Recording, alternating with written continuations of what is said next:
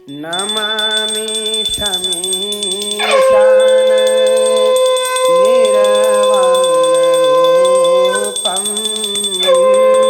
नमामि शमीशान। नमस्कार दोस्तों भोलेनाथ के पवित्र धाम जागेश्वर धाम में आप सभी का स्वागत है। ये पवित्र जागेश्वर धाम अल्मोड़ा से लगभग 35 किलोमीटर दूर स्थित है।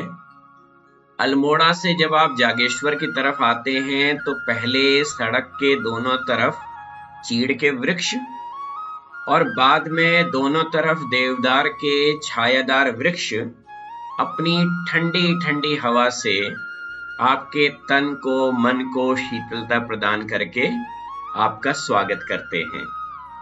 दोस्तों, आप निकटतम रेलवे स्टेशन हल्द्वानी या काठगोदाम से टैक्सी बुक करके डायरेक्ट जागेश्वर धाम मंदिर तक आ सकते हैं। एक ऑल्टो जैसी छोटी टैक्सी का किराया लगभग 1500 से 2000 तक होता है। हम क्योंकि अल्मोड़ा में ही रुके थे तो हमने अल्मोड़ा से ही एक ऑल्टो बुक कर ली दिन भर के लिए, जिसको हमने 2500 रुपए पे किए हैं और जिससे हम अल्मोड़ा के जो मुख्य मंदिर हैं इसमें हम उन सारे मंदिरों को कवर कर लेंगे। दोस्तों, अगर आप भी सुबह सुबह निकल जाते हैं तो बेहतर ये रहेगा कि आप भी एक टैक्सी बुक कर सकते हैं, जिससे आप चितई के गोलू देवता का प्रसिद्ध मंदिर होते हुए जागेश्वर धाम जाएं और इसके अतिरिक्त आप कसार देवी का प्रसिद्ध मंदिर और कटारमल का सूर्य मंदिर भी एक ही दिन में आप कवर कर सकते हैं। और दोस्तों, यदि आप केवल अल्मोड़ा से जागेश्वर ही जाना चाहते हैं तो आप किसी टैक्सी वाले से नेगोशिएट कर सकते हैं अल्मोड़ा में, तो वो आपको अल्मोड़ा से जागेश्वर तक ले जाना, 2-3 घंटे वहां पर रुकना, फिर अल्मोड़ा वापस लाने के लिए आपसे लगभग 1500 रुपए चार्ज कर सकता है। जैसे जैसे आप जागेश्वर मंदिर के निकट जाते हैं, देवदार के घने वृक्षों के कारण तापमान में काफी कमी आ जाती है और सुबह शाम तो मई जून के महीने में भी आपको वूलन क्लोथ्स की आवश्यकता पड़ती है। जागेश्वर धाम के आसपास आपको कोई भी मोबाइल नेटवर्क मिलना मुश्किल हो जाएगा, लेकिन यहाँ पर आपका भोलेनाथ के नेटवर्क से बहुत सहज रूप से कनेक्शन हो जाता है। दोस्तों, अगर आपके पास समय की कोई पाबंदी नहीं है तो बीच बीच में आप जागेश्वर जाते हुए या जागेश्वर से लौटते हुए आप बीच बीच में सड़क के किनारे गाड़ी अवश्य रोकें और देवदारों के पेड़ों से छनी हवा से अपने फेफड़ों को पुनर्जीवित करें।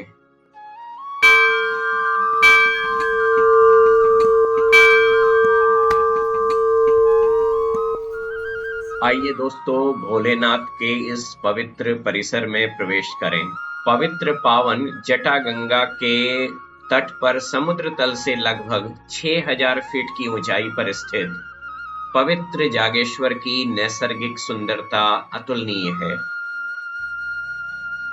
इस मंदिर के परिसर में 7वीं से 14वीं शताब्दी के बीच में बने लगभग 125 मंदिर स्थित हैं और इस परिसर में एक मुख्य मंदिर है। दोस्तों, स्कंद पुराण और लिंग पुराण के अनुसार भगवान शिव की उत्पत्ति जागेश्वर से ही हुई थी और 8वें शिव ज्योतिर्लिंग की उत्पत्ति यहीं पर हुई थी और ऐसी मान्यता है कि आदि शंकराचार्य ने केदारनाथ धाम जाने से पहले जागेश्वर धाम का दौरा किया और कई मंदिरों का जीर्णोद्धार और पुनर्निर्माण किया।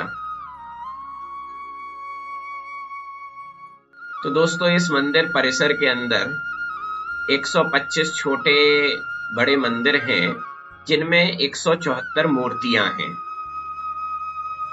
इन मूर्तियों में भगवान शिव और पार्वती की पत्थर की मूर्तियां हैं जो गहनों से सजी हुई हैं।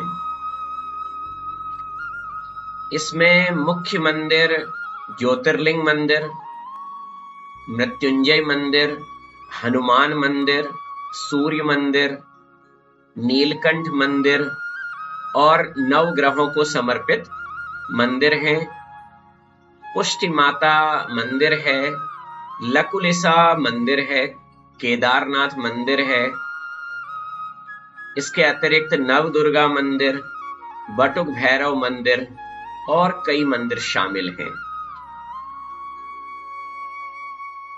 दोस्तों, परंपरा के अनुसार तीर्थ यात्रियों को जागेश्वर धाम परिसर के अंदर मंदिरों में एक विशेष क्रम में देवताओं की पूजा करने की आवश्यकता होती है।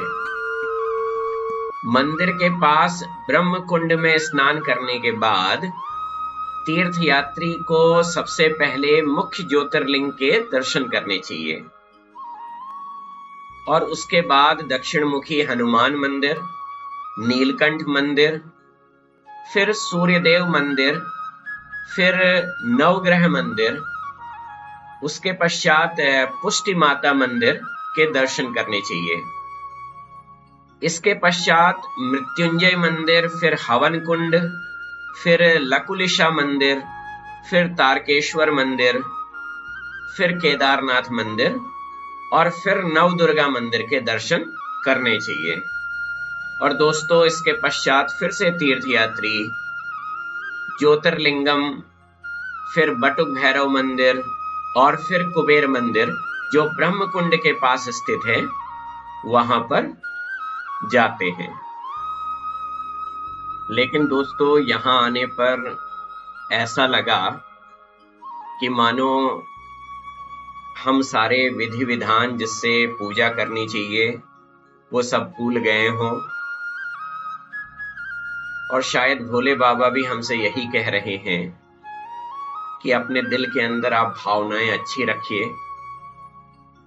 किस तरीके से पूजा आपको करनी है ये उतना मायने नहीं रखती, लेकिन आपके दिल में क्या भावनाएं हैं ये अधिक मायने रखती हैं।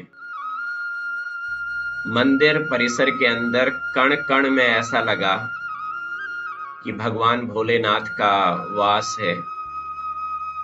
हर जगह श्रद्धा से भरा हुआ था और ऐसा लग रहा था कि यहाँ का कंकड़ कंकड़, पत्थर पत्थर भोलेनाथ के रूप में हमें आशीर्वाद दे रहा हो। जिस समय दोस्तों अभी हम गए मई 2024 में, यहाँ पर कुछ रेनोवेशन का वर्क चल रहा था, तो इस वजह से कुछ स्थानों को हम नहीं देख पाए। लेकिन फिर भी यहाँ आने के बाद ऐसा लगने लगा कि जैसे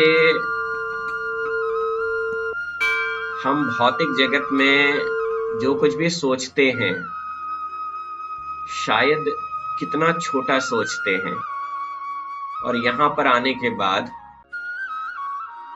हमारे भौतिक जगत की चीजें बहुत बेमानी सी लगने लगती हैं। ऐसा लगता है कि मानो आप यहीं के होके रह जाओ, इसके अलावा और कुछ नहीं है। तो दोस्तों, इस